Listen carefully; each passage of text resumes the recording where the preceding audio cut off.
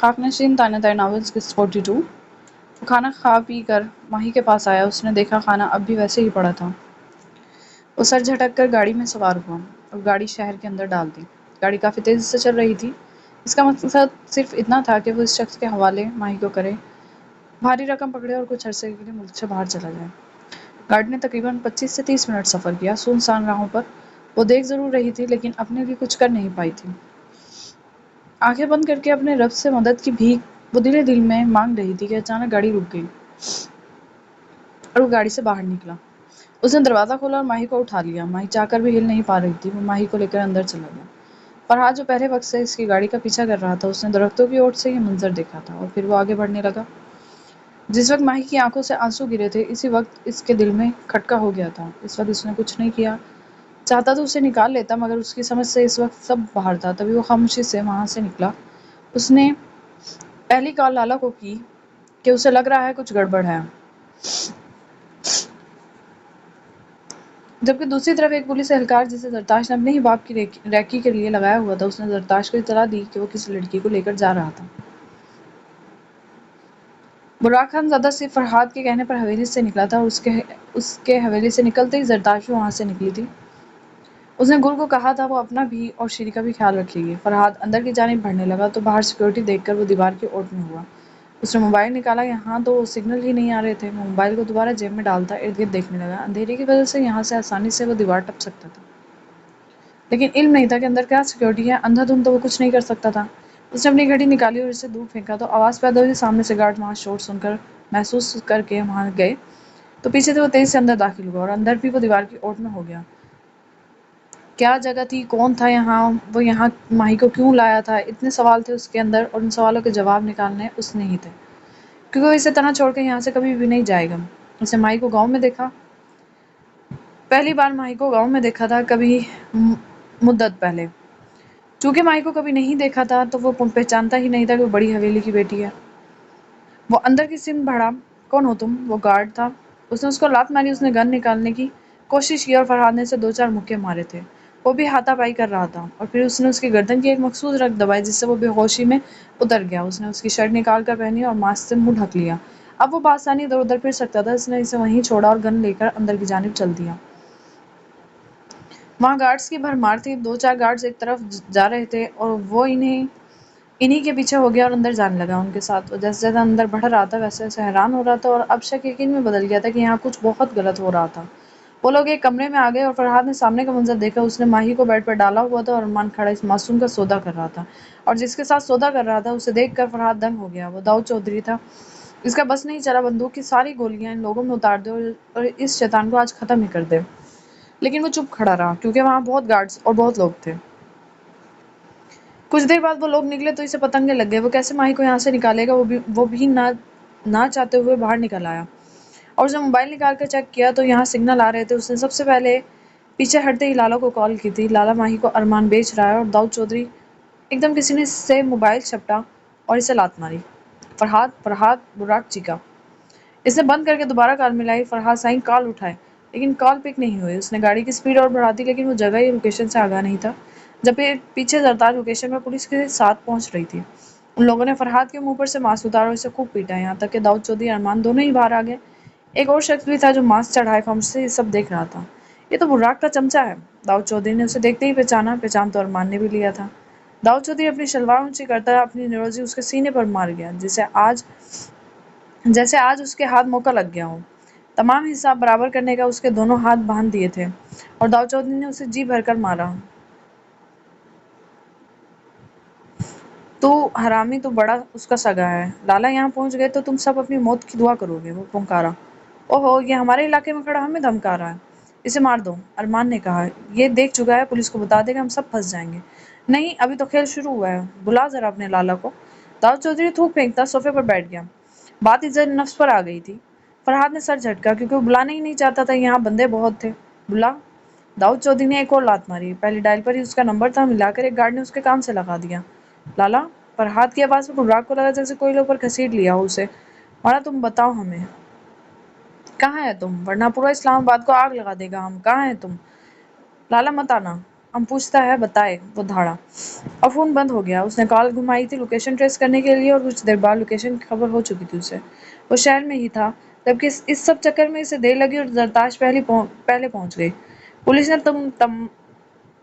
نے تم لوگوں کو چاروں طرف سے گھیر لیا ہے، بنا ہوشیاری کے باہر نکلو۔ ایک دم داؤد نے چونک کر دیکھا، فرحاد مسکرایا تھا۔ اس نے ارمان کی شکل دیکھی۔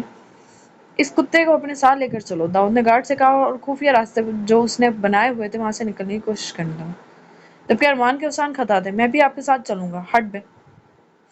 اس نے دور دھکیلا اسے، اپنے ساتھ ساتھ یہ عذاب تو لے ہی آیا ہے، اب جیل کی سلاخوں کے پیچھے تو جا۔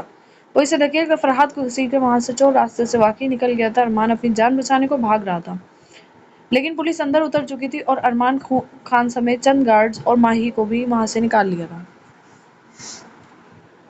زرتاش نے باپ کی طرف نفرت سے دیکھا۔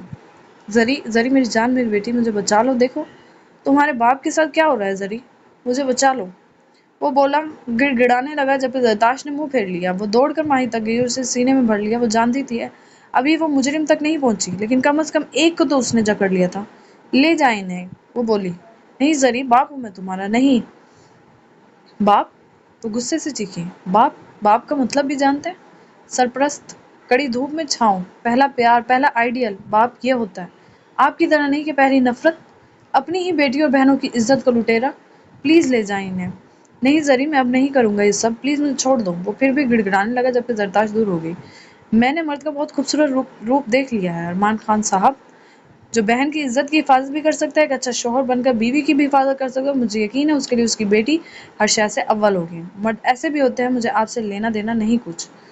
وہ مرد جس نے اپنے باپ کو مارا، وہ سر جھٹک گئی کہ کچھ سننا نہیں چاہتی تھی۔ وہ مرد جس کے باپ نے تمہاری عزت لوٹی، ارمان دھاڑا، ایک جھٹکے سے وہ مڑی، ہر شے جیسے تھم گئی۔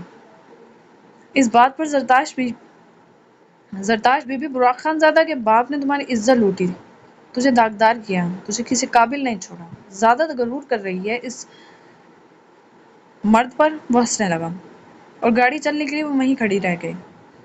سر لوکیشن چینج ہو رہی ہے، مسلسل آپ وہاں نہیں جائیں، اسے بتایا گیا، مجھے گائیڈ کرے پھر کہ لوکیشن کون سا ہے۔ وہ پیچھے پیچھے چل دیا۔ سر مارگلا کی طرف جا رہی ہے لوکیشن۔ اس نے گاڑی جھٹکے سے موڑی تھی، دوسری طرف داؤد چودھری نے اسے پھینکا اور اس پر بندوق تان لی۔ وہ بنا خوف و خطر کے اس کی آنکھوں میں دیکھ رہا تھا۔ داؤد چودھری نے اسے دھکیلا اور اس کے منہ پر اپنی جوتی رکھ دی۔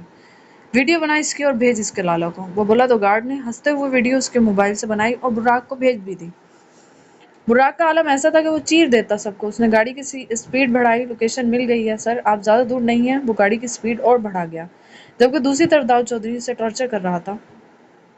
چل ایک بات بتاؤ، تو میرے ساتھ کام کرے گا؟ تیرے لالا جی، اس نے زور دیا، اس کو ذلیل و خوار کرا کے سیاست سے نکلوانا ہے، بس تجھے کنگ بنا دوں گا، اس کا گھمنڈ مٹی میں ملانا ہے مجھے۔ وہ دانت پیسنے لگا۔ فرحاد کچھ نہیں بولا تھا اور دوسری طرف وہ سیاہ رات میں، سیاہ لباس میں، دونوں ہاتھوں میں بندوق لیے پہاڑی پر چڑھ رہا تھا، تن تنہا، بنا خوف و خطر کے۔ جس نے اپنے باپ کو مار دیا، اس کے لیے کیا ہی مشکل تھا، اور فرحاد کے لیے تو وہ دیوانہ تھا، پورے اسلام آباد کو پھونک دیتا۔ وہ اوپر چڑھ رہا تھا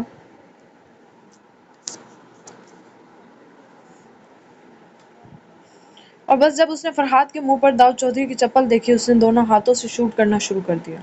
پہلی گولی داؤد کے بازو سے آر پار ہوئی تھی اور 2 گارڈز کو لگی۔ اس نے بنا سوچے سمجھے اندھا دھند فائرنگ کی تھی، وہ بھی تنہا، لیکن بے خوف، نڈر، اور جیسے واقعی آگ لگا دینا چاہتا تھا۔ فرحاد نے اپنے بازو کھولنے کی کوشش کی اور اس کے بازو کچھ دیر کے تردد کے بعد کھل بھی گئے تھے۔ اس نے وہاں سے بندوق اٹھائی گارڈ کے پاس سے اور خود بھی چلائی۔ براق نے داؤد چودھری کے سینے میں اتاری تھی گولیاں، بنا اوسان لیے کتنی ہی گولیاں اس کے اندر اتار دی تھیں، جبکہ وہ رک ہی نہیں رہا تھا۔ لالا، داؤد مر چکا تھا۔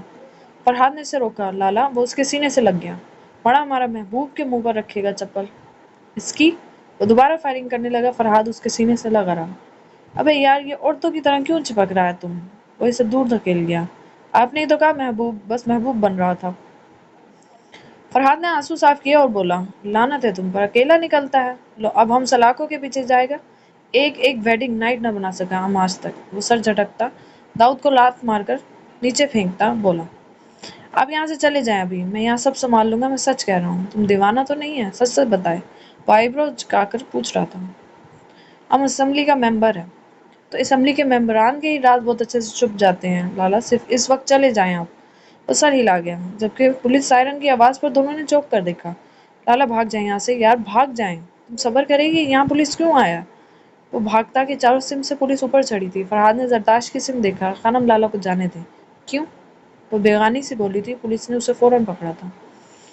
موت دینا لوگوں کو اتنا آسان ہے، ان کے لیے تو خود بھی اس تکلیف سے گزرے۔ آپ پاگل ہو گئی ہیں، آپ جانتی بھی ہیں کیا ہو رہا ہے۔ وہ آگ وگولا ہوا تھا۔ جان گئی ہوں، سب جان گئی ہوں، یہ ہمدردی، یہ ناٹک، مجھ سے شادی کی وجہ، سب جان گئی ہوں۔ اپنے باپ کا دھوپن دھو رہے تھے، تبھی تو مجھے نہیں چھوتے تھے۔ براق کی آنکھوں میں دیکھنے لگی۔ تکلیف ہوتی ہوگی نا کہ باپ نے بھی استعمال کیا اسی لڑکی کو، اور میں بھی کروں؟ آہ، کیسے ناممکن!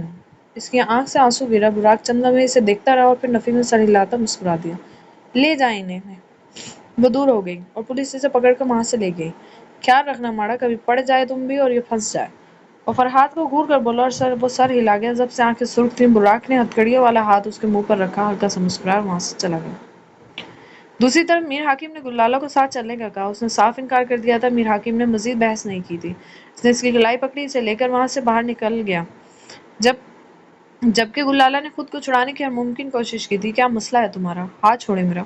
وہ چیخی۔ میرا کام مجھ تک ہے گل، مجھے آپ سے نفرت ہو رہی ہے، بات واضح بتا رہی ہوں، اتنی نفرت میں آپ کے ساتھ بیٹھنا بھی نہیں چاہتی۔ وہ بولی اور اس کا ہاتھ جھٹک دیا۔ جبکہ میر حاکم نے برہمی اور غصے سے اسے دیکھا۔ کیا چاہتے ہیں آپ مجھ سے؟ گھر چلو، میں کسی صورت تمہیں یہاں نہیں چھوڑوں گا۔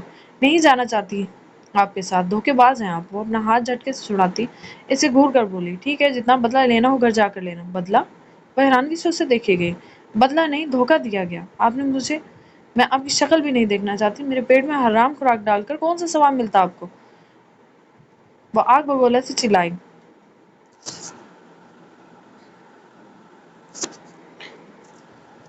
چپ، بالکل چپ۔ وہ دانت پیس کر اس کا چہرہ اپنی فولادی انگلیوں کی گرفت میں جکڑ گیا۔ گلالہ لب بھیجے اسے دیکھنے لگی۔ میں ایک لفظ مزید نہیں سنوں گا۔